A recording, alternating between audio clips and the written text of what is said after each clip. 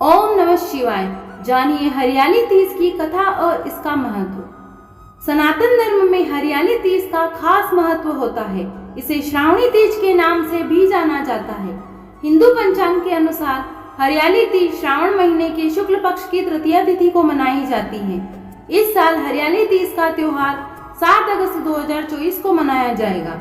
तृतीया तिथि की शुरुआत 6 अगस्त 2024 की शाम 7:52 से हो रही है और तृतीया तिथि का समापन 7 अगस्त 2024 को रात 10:05 पर हो रहा है। हरियाली तीज के इस मौके पर इस साल विशेष योग बन रहा है। दरअसल इस दिन शिव योग बन रहा है। यह शुभ योग सुबह 11:45 से लेकर अगले दिन तक रहेगा। हरियाली तीज व्रत कथा।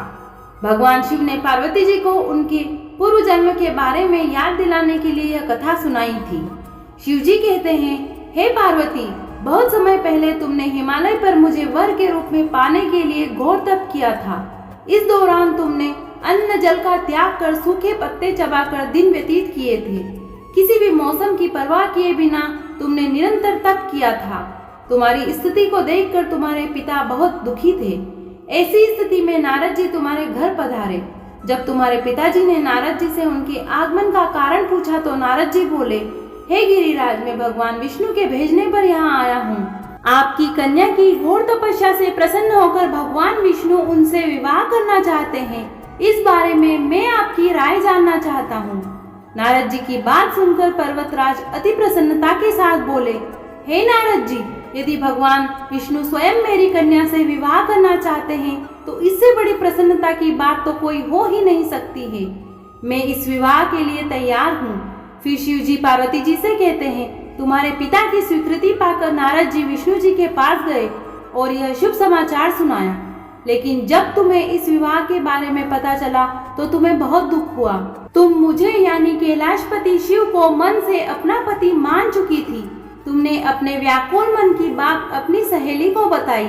तुम्हारी सहेली ने सुझाव दिया कि वह तुम्हें एक घनघोर वन में ले जाकर छुपा देगी और वहां रहकर तुम शिव जी को प्राप्त करने के लिए साधना करना।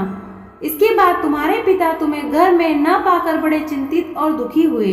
वह सोचने लगे कि यदि विष्णु जी बारात लेकर आ गए और तुम घर पर ना मिली तो क्या होगा। उन्होंने तुम्हारी खोज में धरती पाताल एक करवा दिए, लेकिन तुम नहीं मिली। तुम वन में एक गुफा के भीतर मेरी आराधना में लीन थी। भाद्रपद तृतीय शुक्ल को तुमने रेत से एक शिवलिंग का निर्माण कर मेरी आराधना की, जिससे प्रसन्न होकर मैंने तुम्हारी मनोकामना पूर्ण की। इसके बाद तुमने अपने पिता से कहा कि पिताजी, मैंने अपने जीवन का लंबा समय भगवान शिव की तपस्या में बिताया है और भगवान शिव ने मेरी तपस्या से प्रसन्न होकर मुझे स्वीकार भी कर लिया है। अब मैं आपके साथ एक ही शर्त पर चलूंगी कि आप मेरा विवाह भगवान शिव से ही करेंगे। पर्वतराज ने तुम्हारी इच्छा स्वीकार कर ली और तुम्हें घर लेकर आए। कुछ समय बाद उन्होंने पूरे विधि विधान से तुम्हारा विवाह किया। भगवान शिव ने इसके बाद कहा कि हे पार्वती, तृतीया को तुमने मेरी आराधना करके जो व्रत किया था उसी के परिणाम स्वरूप हम दोनों का विवाह संभव हो सका। इस व्रत का महत्व यह है कि मैं इस व्रत को पूर्ण निष्ठा से करने वाली प्रत्येक स्त्री को मनवांछित फल देता हूँ। भगवान शिव ने पार्वती जी से कहा, इस व्रत को जो भी स्त्री पूर्ण श्रद्धा से करेगी उसे तुम्हारी तरह अचल अमर सुहाग प्राप्त होगा।